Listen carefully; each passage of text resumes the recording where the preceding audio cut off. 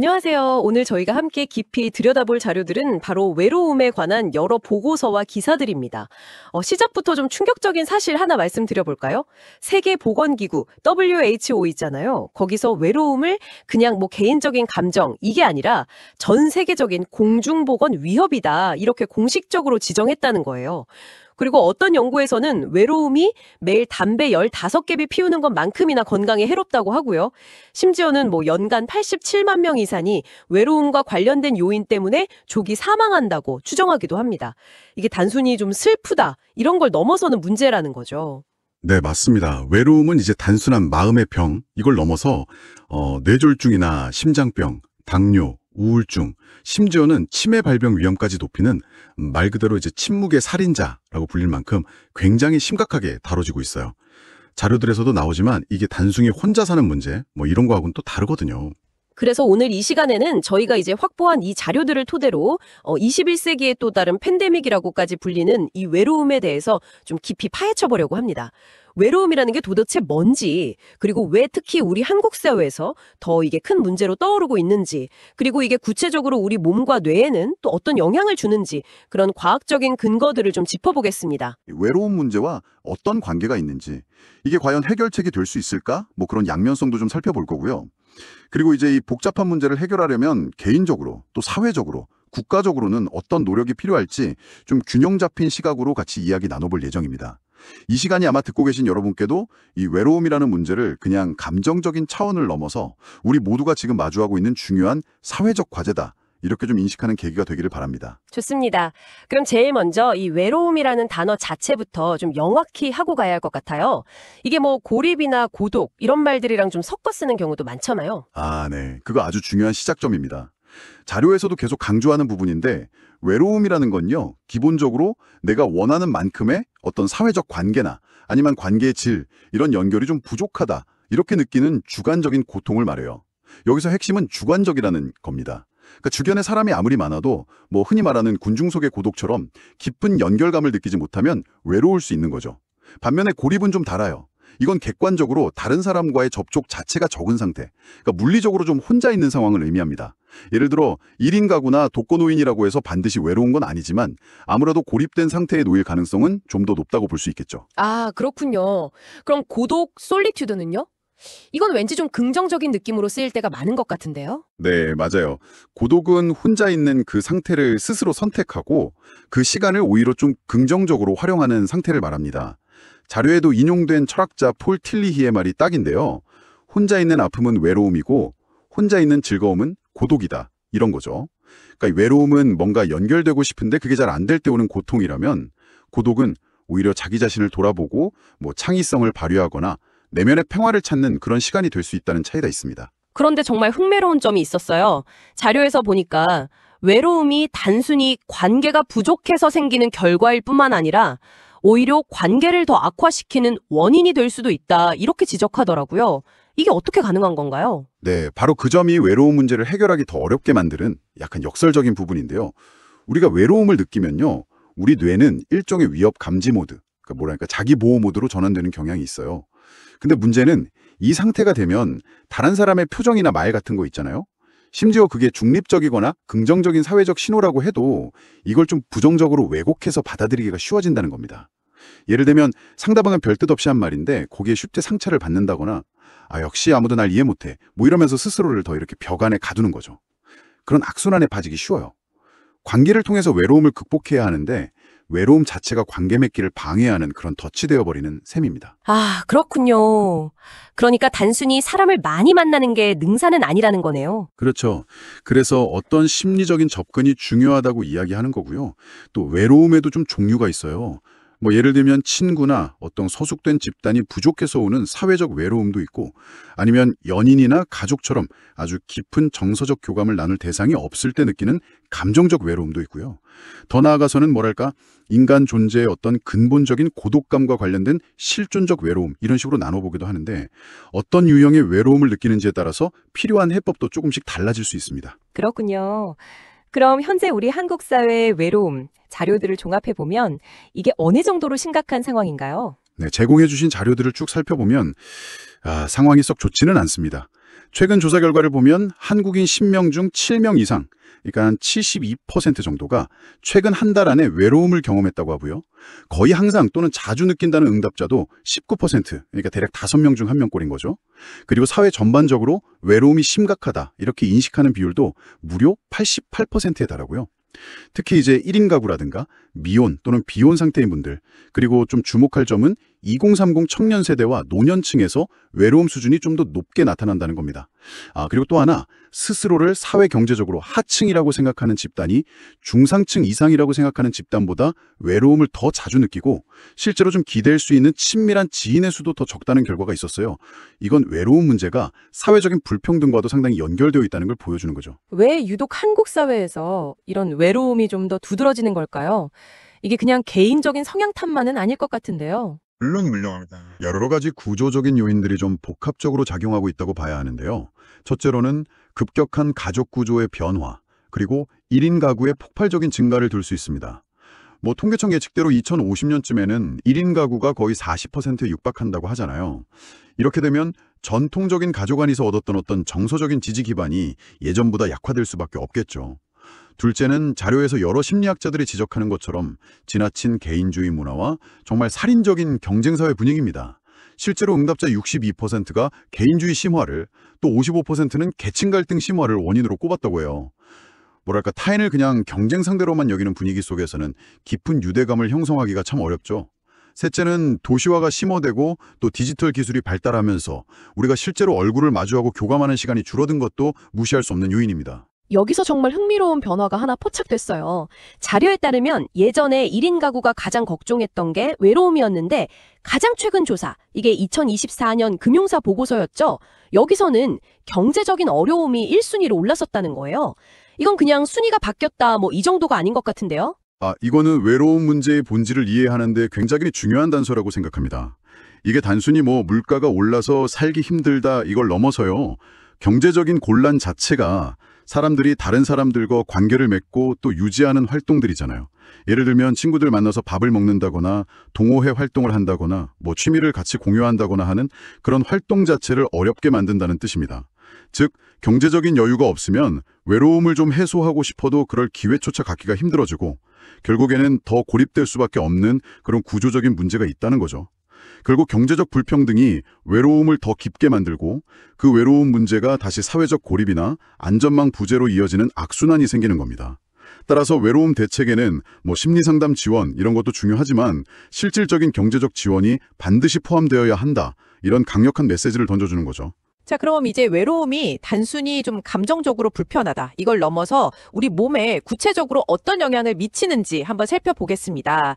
이 부분이 정말 중요한데요. 자료들을 보니까 이 정도일 줄이야 싶을 정도로 좀 충격적이더라고요. 네, 그렇습니다. 외로움은 정신 건강에 직접적인 타격을 줍니다. 잘 알려진 것처럼 우울증, 불안감, 만성적인 공허함, 또 낮은 자존감, 사회적으로 위축되는 거 이런 것들과 아주 깊이 연관되어 있죠. 특히 자료 중 하나에서는 가족으로부터 느끼는 정서적 외로움이 다른 종류의 외로움보다 자해 위험을 높이는 가장 강력한 예측 요인이라고 보고하기도 했어요. 또 외로운 청년들이 실직 상태에 있거나 건강 상태가 좋지 않을 확률이 더 높다는 그런 연구 결과도 있고요. 정신건강뿐만 아니라 신체 건강에도 직접적인 해를 끼친다는 거죠. 아까 흡연만큼 해롭다는 비유도 나왔었고요. 그렇습니다. 외로움은 그 자체가 특정 질병은 아니지만 수많은 질병의 발병 위험을 높이고 또 기존에 앓고 있던 질병을 악화시키는 아주 강력한 위험 인자로 작용합니다. 자료에 나온 주요 내용들을 좀 정리해보면요. 첫째, 면역 체계를 약화시키고 만성 염증을 유발한다는 겁니다. 외로운 사람들은 몸 안에 잠복해 있던 헤르페스 바이러스 같은 게 재활성화될 확률이 더 높고 또 몸 안의 염증 수치를 나타내는 단백질, CRP 같은 것들의 생성이 증가하는 걸로 나타났어요. 영국과 중국 대학의 공동 연구를 보면 외로움이나 사회적 고립과 관련된 단백질 중에서 무려 85%가 염증 반응, 바이러스 감염, 면역 기능과 직접적으로 연관되어 있다고 합니다. 이런 만성적인 염증 상태는 결국 제2형 당뇨병이나 류마티스 관절염, 심혈관 질환 같은 다양한 만성 질환의 불씨가 될 수 있는 거죠. 염증이라니 감정이 진짜 몸의 어떤 화학작용까지 바꾸는 거군요. 네. 둘째로는 심혈관 질환 위험을 크게 높입니다. 외로움이 고혈압이나 비만 위험을 증가시키고 심장마비 발병률을 무려 40%나 높인다는 그런 연구 결과도 있습니다. 셋째는 신경퇴행성 질환, 특히 치매 발병 위험을 현저히 높인다는 점입니다. 이건 정말 주목해야 할 부분인데요. 여러 연구들을 종합한 메타 분석 결과를 보면 외로움은 혈관성 치매 위험을 74%, 그리고 알츠하이머병 위험을 39%나 높이는 것으로 나타났습니다. 여기서 중요한 점은 이게 우울증이나 객관적인 사회적 고립과는 별개로 작용하는, 즉 외로움 그 자체의 독립적인 효과라는 거예요. 어떤 통계는 외로움이 치매 발병 확률을 최대 3배 이상 높인다고 보고하기도 합니다. 치매 위험을 74%나요? 와, 정말 충격적인데요. 도대체 외로움이라는 이 감정이 어떻게 뇌에 이런 물리적인 변화까지 일으키는 걸까요? 그 메커니즘이 궁금한데요. 네, 그 신경과학적인 메커니즘이 이제 점차 밝혀지고 있는 중입니다. 자료에 따르면 외로움을 지속적으로 느끼게 되면 우리 몸은 만성적인 스트레스 상태에 놓이게 되거든요. 이게 스트레스 호르몬인 코르티솔의 분비를 계속 증가시킵니다. 근데 이 만성적인 코르티솔 과다 상태는 뇌에서 기억과 학습을 담당하는 해마라는 부분의 기능을 떨어뜨리고요. 또 뇌의 여러 영역 간의 연결을 담당하는 뇌량, 코퍼스 콜로섬 같은 구조를 위축시킬 수도 있다고 해요. 이게 결국 인지 기능 저하로 이어지고 또 알츠하이머 병의 주요 원인으로 지목되는 아밀로이드 플라크 축적과 관련된 뇌 변화를 촉진할 수도 있다는 거죠. 그리고 또 다른 흥미로운 연구 결과가 있었는데 동물 실험에서 발견된 네트워크 혼재, 네트워크 믹싱 현상이라는 거예요. 네트워크 혼재요? 그건 뭔가요? 네, 그러니까 사회적으로 좀 고립된 환경에서 자란 쥐의 뇌를 관찰했더니 특정 기능을 수행해야 하는 뇌의 여러 영역들 사이의 경계가 좀 불분명해지고 서로 막 뒤섞이는 그런 현상이 나타났다는 겁니다. 비유하자면 잘 정리된 사무실의 부서들 사이에 칸막이가 없어져서 막 뒤섞여서 업무 효율이 떨어지는 것처럼 뇌의 정보 처리 능력이 저하되어서 주의력이 부족해지거나 문제 해결 능력이 떨어지거나 감정 조절에 어려움을 겪게 될 수 있다. 이런 가설입니다. 이게 또 우울증이나 불안장애 같은 정신질환의 발병 메커니즘과도 연관될 수 있다고 보고요. 그래서 자료에서 외로움을 단순한 어떤 심리적인 고통, 이걸 넘어서 생물학적 위협, 바이올로지컬 트레디라고까지 명명했군요. 이건 정말 심각하게 받아들여야 할 경고 메시지 같습니다. 정확합니다. 바로 그 표현이 외로움이 단순히 그냥 기분 문제, 마음의 문제가 아니라 우리 몸의 면역체계, 호르몬, 신경계, 심지어 뇌구조에까지 실질적인 손상을 입히는 아주 구체적인 위협이라는 점을 강조하는 것이죠. 질병을 유발하고 노화를 촉진하고 결국 수명까지 단축시키는 그야말로 보이지 않는 질병인 셈입니다. 따라서 이 외로움 문제에 대한 개입은 단순히 개인의 삶의 질을 높이는 걸 넘어서 사회 전체의 의료 비용을 절감하고 공중보건 수준을 높이기 위한 필수적인 사회정책 과제가 되어야 한다는 의미입니다. 그런데 참 아이러니한 게 요즘처럼 SNS로 전 세계가 다 연결된 초연결 사회라고 하잖아요. 근데 오히려 외로움은 더 심해진다고 하니 이게 기술 발전이 오히려 독이 된 걸까요? 소셜미디어 SNS는 정말 그야말로 양날의 검이라고 할 수 있습니다. 자료에서도 나오지만 SNS를 통해서 오랜 친구랑 연락을 다시 한다거나 아니면 공통 관심사를 가진 사람들하고 소통하면서 사회적인 지지를 얻는 식으로 능동적으로 활용하면 외로움을 줄이는 데 분명 도움이 될 수도 있어요. 하지만 문제는 수동적인 사용입니다. 다른 사람들이 막 전시하는 완벽해 보이는 삶, 필터링되고 편집된 행복한 순간들을 그냥 스크롤하면서 보기만 할 때 우리는 필연적으로 자기 삶과 비교하게 되고 거기서 오는 소외감이나 질투심 같은 걸 느끼기 쉽다는 거죠. 이게 바로 자료에서 지적하는 SNS가 우리에게 연결을 약속하는 것 같지만 그 뒤에는 비교의 함정이 숨어 있다는 겁니다. 비교. 네, 친구의 완벽한 휴가 사진을 보면서 느끼는 그런 박탈감은 실제로는 연결이 아니라 오히려 단절과 외로움을 더 심화시키는 역설인 거죠. 실제로 장기적으로 봤을 때 SNS 사용 시간이 길수록 외로움이 더 심화된다는 연구 결과도 꾸준히 보고되고 있습니다. 그렇다면 최근에 많이 부상하는 AI 챗봇은 어떨까요? 이게 외로움의 대안이 될 수 있을까요? 요즘은 감성적인 대화까지 가능하다 이런 서비스들이 많아졌는데요. 긍정적인 측면이 분명히 존재하긴 합니다. 제공해주신 자료 중에 국내 연구팀 실험 결과를 보면요. AI 챗봇하고 주기적으로 대화를 나눈 그룹에서 외로움 점수가 평균 15%, 그리고 사회불안 점수가 평균 18% 정도 감소하는 효과가 나타났다고 해요. 특히 대인관계에 좀 어려움을 느끼거나 다른 사람의 시선이나 평가에 좀 민감한 사람들한테는 비난받을 걱정 없이 자기 속마음을 편하게 털어놓고 또 즉각적인 공감이나 위로를 받을 수 있다는 점에서 분명 정서적인 지지 자원이 될 수 있겠죠. AI랑 대화하는 게 외로움을 덜어준다니 좀 솔깃하긴 한데요. 근데 이게 진짜 사람과의 관계를 좀 밀어내는 그런 부작용은 없을까요? 우려되는 점도 분명 있을 것 같은데요. 당연히 그렇습니다. 가장 큰 우려는 역시 말씀하신 대로 AI에 대한 의존성이 심화될 수 있다는 점입니다. AI와의 그 쉽고 편안한 대화에 너무 익숙해지면서 오히려 갈등도 있고 노력도 필요한 실제 인간관계는 점점 회피하게 되고 결과적으로는 사회적인 고립이 더 심화될 수 있다. 이런 지적이 나오고 있어요. 실제로 일부 연구에서는 챗봇이 아주 과도하게 사용하는 파워 유저라고 불리는 그룹에서 오히려 고립감이 더 심화되었다는 결과도 나왔다고 하고요. 그 외에도 대화 과정에서 민감한 개인정보가 유출될 위험성이라든가 아니면 AI가 인간의 그 복잡하고 미묘한 감정이나 상황을 오해해서 부적절하거나 심지어는 좀 위험한 조언을 제공할 가능성, 그리고 이게 장기적으로 인간관계의 본질 자체를 왜곡할 수 있다는 윤리적인 문제 등도 우리가 간과할 수 없는 부분입니다. 자료에서 관계 소비라는 표현도 나오더라고요. 돈을 내고 애인 대행 서비스를 이용한다거나 아니면 AI 챗봇과 교감하는 그런 현상을 말하는 것 같은데요. 네, 맞아요. 이 관계 소비란 현상은 현대인들이 진정한 관계 맺기에서 느끼는 어떤 어려움이나 피로감 속에서 이 외로움이라는 고통을 좀 즉각적이고 예측 가능하고 또 통제 가능한 방식으로 해소하려는 욕구를 반영한다고 볼 수 있습니다. 그러니까 비인간적인 대상이나 어떤 상업적인 관계를 통해서라도 단기적인 위안과 안정감을 얻으려는 시도인 셈이죠. AI 챗봇의 효과는 바로 이런 맥락에서 어느 정도 이해할 수 있습니다. 하지만 이건 동시에 기술이라는 것이 외로움 문제 해결에 있어서 어디까지나 좀 보조적인 수단에 머물러야 하고 결코 인간관계를 대체하는 근본적인 해결책이 될 수는 없다는 점을 아주 명확하게 보여주는 것이기도 합니다. 오히려 현대사회의 관계 맺기가 얼마나 파편화되고 어려워졌는지를 보여주는 좀 씁쓸한 단면이기도 하고요. 자, 그럼 이렇게 복잡하고 다층적인 외로움 문제를 해결하기 위해서 우리는 뭘 해야 할까요? 먼저 개인이 할 수 있는 노력부터 좀 살펴볼까요? 네, 외로움 극복을 위한 노력은 여러 층위에서 좀 동시에 이루어져야 합니다. 개인적인 차원에서는 우선 관계의 양과 질을 좀 개선하려는 노력이 중요하겠죠.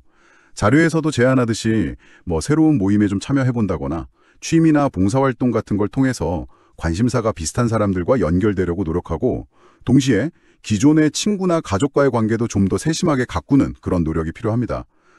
그리고 반려동물이나 식물을 돌보는 것도 어떤 책임감과 함께 정서적인 유대감을 주기 때문에 외로움을 완화하는 데 도움이 될 수 있다고 하고요. 또 하나는 외로움 감정에 그냥 압도당하기보다는 혼자 있는 시간을 고독의 시간으로 좀 전환하는 연습을 하는 겁니다. 예를 들면 명상이나 일기쓰기, 독서, 창작 활동처럼 자기 자신에게 좀 깊이 몰입하고 성찰하는 시간을 갖는 거죠. 마지막으로 이게 의외로 중요한 건데 다른 사람을 돕는 이타적인 활동입니다. 봉사활동처럼 누군가에게 도움을 줄 때 느끼는 그 긍정적인 감정, 소위 헬퍼스 하이라고 하죠. 이게 자신이 좀 가치 있고 필요한 존재라는 느낌을 주어서 외로움 극복에 큰 힘이 될 수 있습니다. 하지만 개인의 노력만으로는 좀 한계가 있을 텐데요. 그럼 국가나 사회 차원에서는 어떤 노력들을 할 수 있을까요? 자료에 보니까 영국하고 일본 사례가 소개되었더라고요. 네, 맞습니다. 외로움을 더 이상 개인의 문제가 아니라 중요한 사회적 의제로 인식하고 국가 차원에서 대응하려는 움직임이 좀 확산되고 있습니다. 영국 같은 경우는 2018년에 세계 최초로 외로움 담당 장관, Minister for Loneliness라는 직책을 신설했어요. 이게 외로움에 대한 사회적인 낙인을 좀 줄이고 문제 해결 의지를 보여주는 상당히 상징적인 조치였죠. 구체적인 정책으로는 의사가 외로움을 호소하는 환자에게 약 대신에 지역사회의 어떤 사교 모임이나 자원봉사, 예술활동, 운동 프로그램 같은 거를 처방해서 자연스럽게 사람들과 연결되도록 돕는 사회적 처방, 소셜 프리스크라이빙 제도를 아주 적극적으로 활용하고 있습니다. 일본 역시 고독이나 고립 문제가 심각해지면서 2021년에 고독, 고립 대책 추진법이라는 걸 제정하고 담당 장관을 임명했어요. 이들은 이제 상담 지원 시스템을 구축하고 또 사람들이 부담 없이 찾아와서 머물고 교류할 수 있는 공간인 이바쇼, 그바쇼를 확보에 주력하고 있습니다. 그리고 실태 조사를 통해서 특히 청년 운동형 외톨이, 히키코모리 문제처럼 특정 집단에 대한 맞춤형 지원책을 마련하는 데 힘쓰고 있고요. 그렇다면 한국은 어떤 방향으로 나아가야 할까요? 서울시나 부산시에서 관련 부서를 만들거나 조례를 제정했다 이런 언급도 있긴 했는데요. 네, 그런 지자체 차원의 움직임은 분명 긍정적인 신호입니다만 보다 좀 체계적이고 포괄적인 국가 차원의 전략이 시급하다고 생각합니다. 한국인 대책으로는 첫째, 관계망 회복을 위한 사회적 인프라 투자가 절실합니다. 영국이나 일본 사례를 좀 참고해서 외로움에 대한 사회적 인식을 개선하고 상담 지원이나 커뮤니티 활동 공간 마련, 생애 주기별 맞춤형 연결 프로그램 같은 것들을 제도화해야 합니다. 특히 앞서 강조했듯이 경제적인 어려움이 외로움의 큰 원인이자 또 장벽이 되기 때문에 취약계층의 사회활동 참여를 위한 실질적인 경제적 지원책이 반드시 함께 가야 합니다. 둘째는 AI 챗봇 같은 기술의 잠재력은 활용